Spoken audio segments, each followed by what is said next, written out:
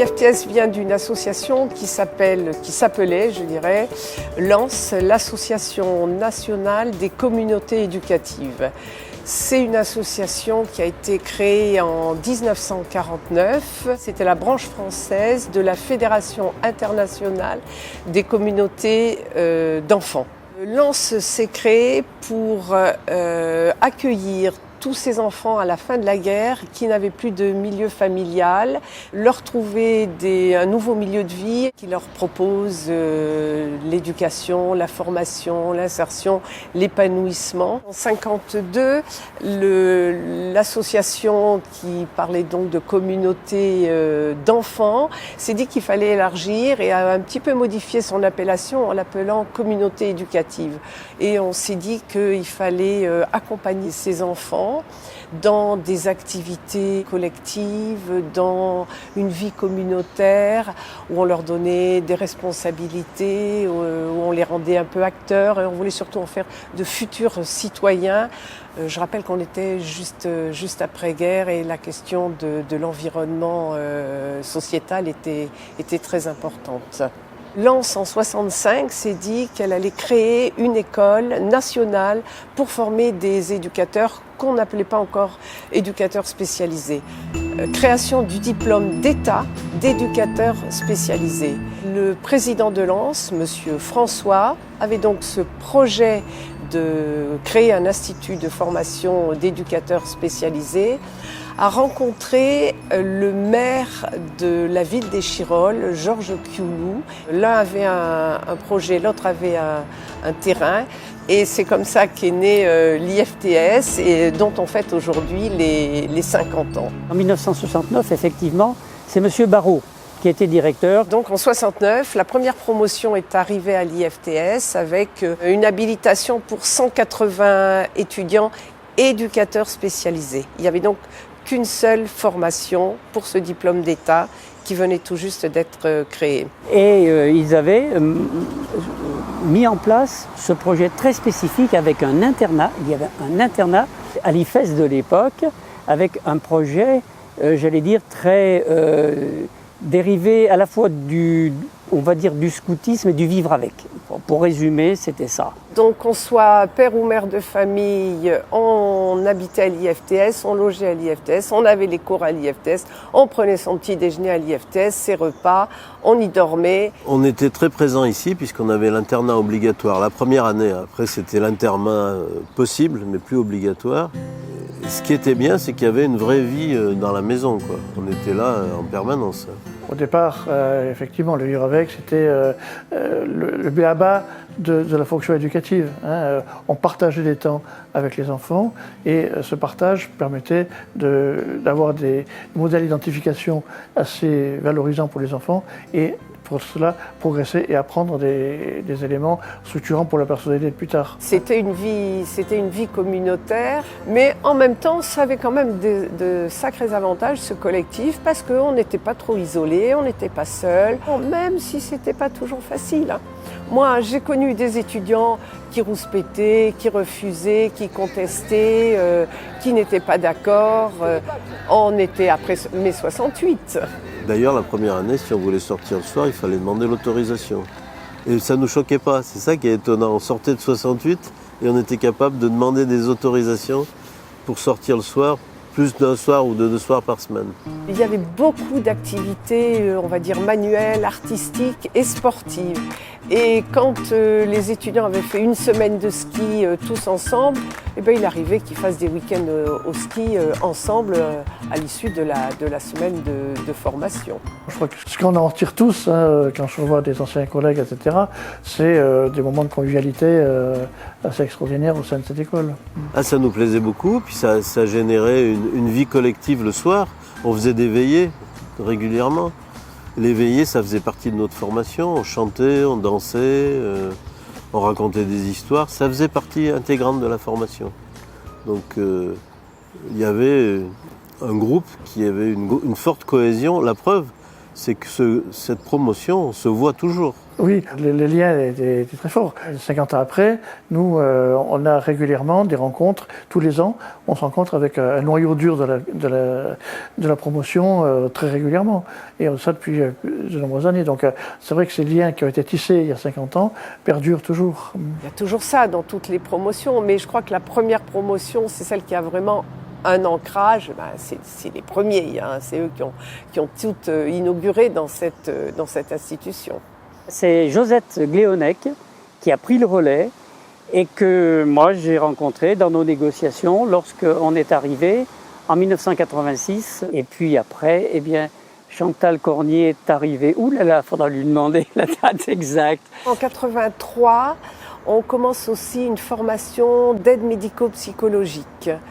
En 86, arrivent les moniteurs éducateurs qui simplement utilisent nos locaux et il faut attendre de 90 pour que l'IFES, Institut de formation d'éducateurs spécialisés, devienne l'IFTS, Institut de formation de travailleurs sociaux. L'idée aussi, c'était que sur le même plateau, j'allais dire, on puisse retrouver 3 niveaux de formation à l'époque. C'était éducateur spécialisé, moniteur éducateur, qui était un niveau un peu en dessous, et puis un 3e niveau qui était aide médico-psychologique. On avait les 3.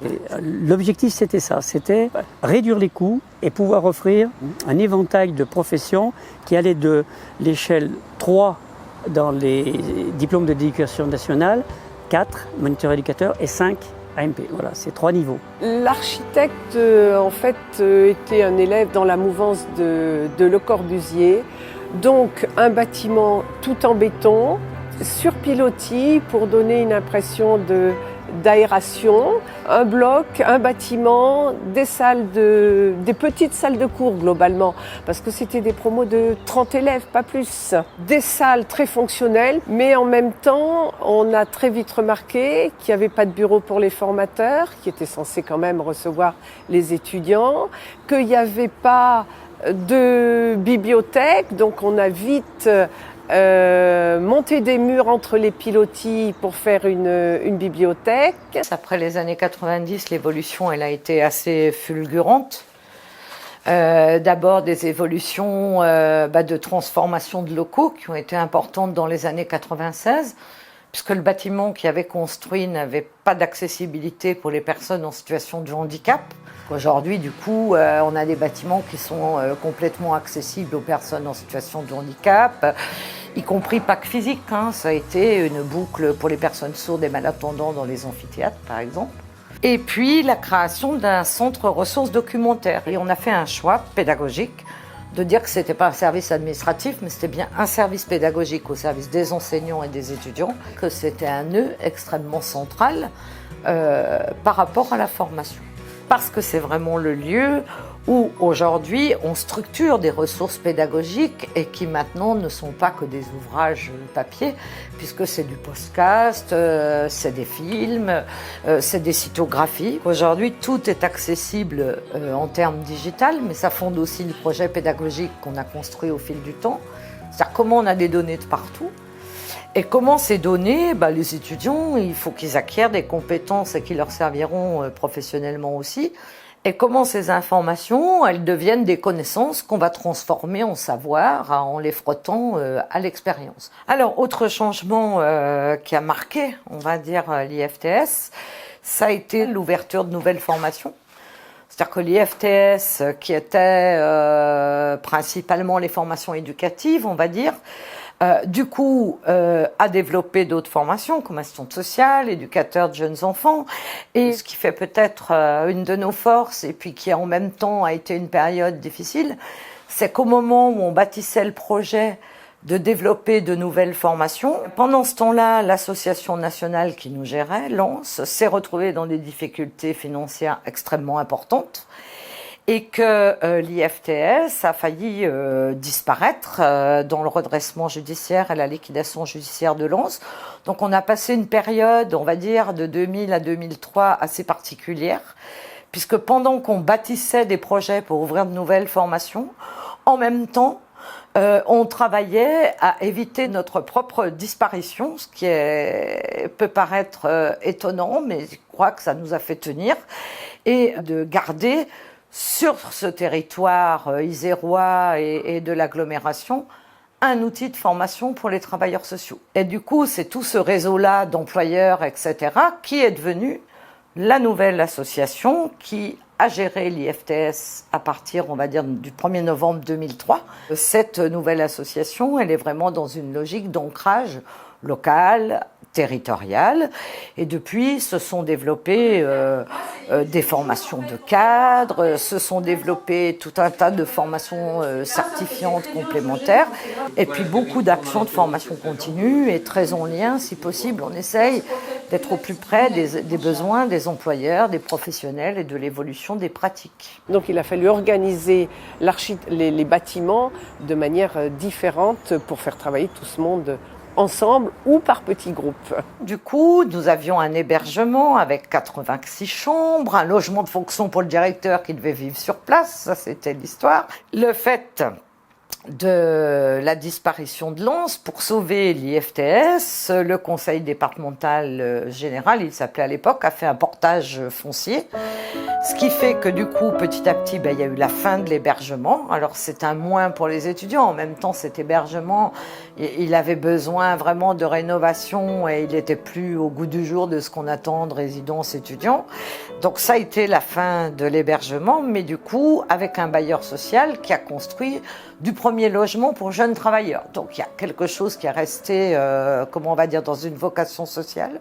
Dans l'internat, les formateurs en avaient transformé des chambres d'étudiants en bureaux de formateurs.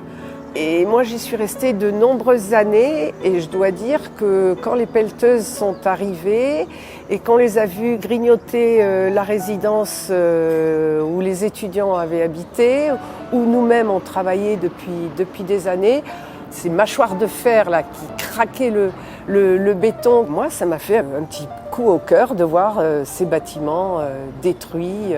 Ça laisse pas indifférent. En tout cas, moi ça m'a pas laissé indifférente et je pense que j'étais pas la seule.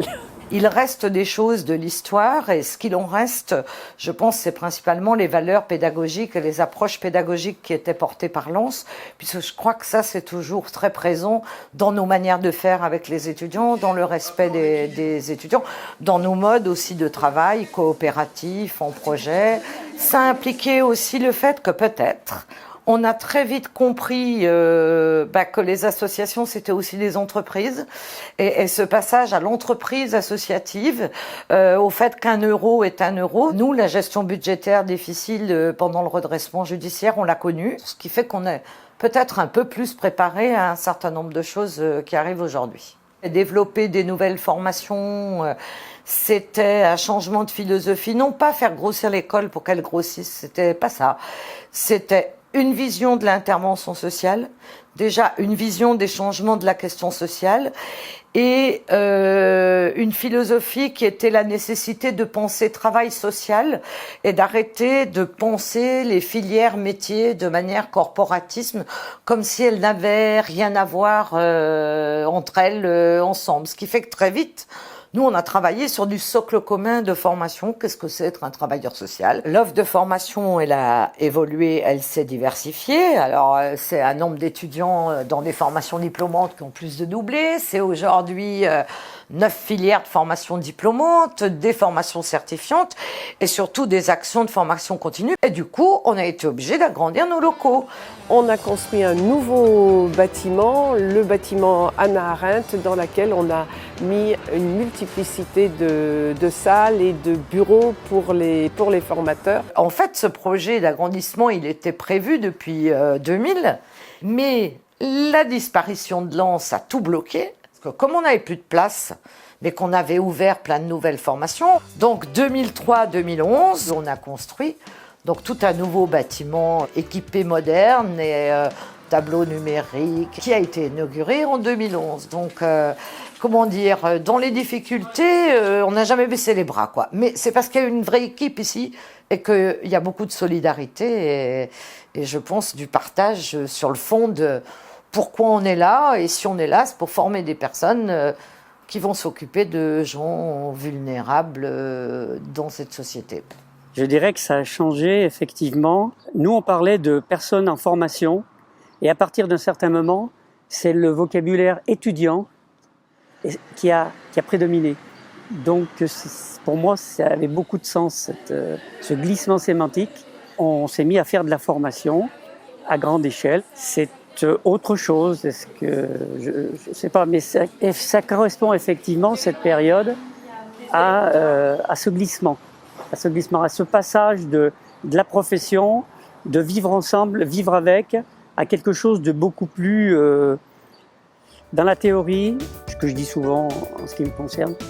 Le comptable a pris la place du philosophe. Voilà. Ces évolutions, elles ont pour conséquence d'obliger à repenser la position de l'IFTS dans le paysage de la formation.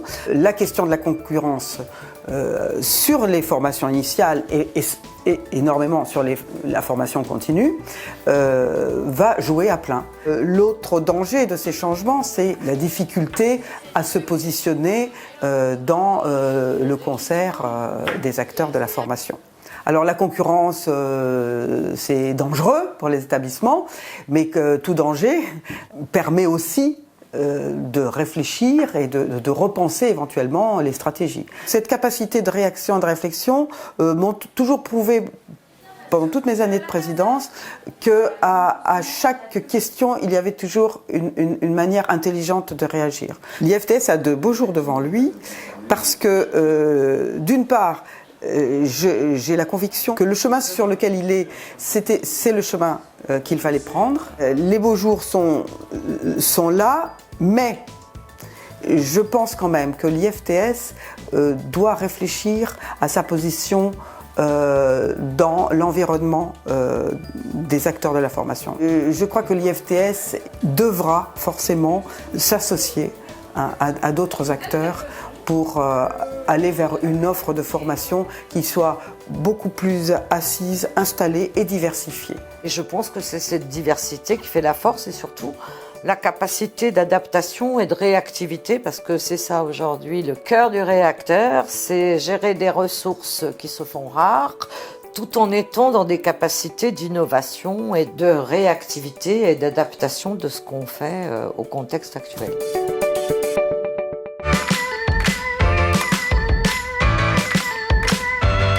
Émulation, usine à gaz, effervescence, bouillonnement, foisonnement, fourmilière, formation, apprentissage, pédagogie, pratique, et professionnalisant, des activités, et valeurs, utopie, engagement, l'empathie, en recherche de sens, l'urbanisme, Promotion sociale. confiance, Carte blanche, créativité. Compétences. Matière grise. et réflexion, complémentarité, Remise en question incessante. Coopération, unis, partage, Esprit d'équipe. famille. accompagnement et à l'écoute, bonne ambiance. agréable, jardin sympa, Et ouverture au monde. grande expérience, voilà, que du bonheur.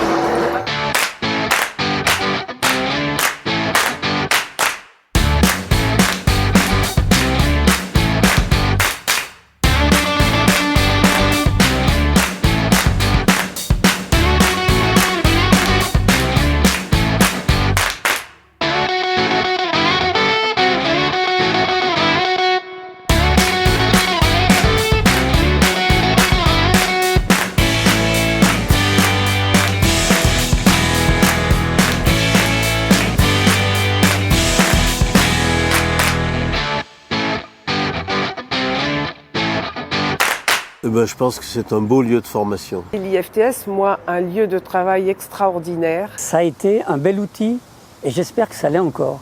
C'est un lieu dont il faut prendre soin.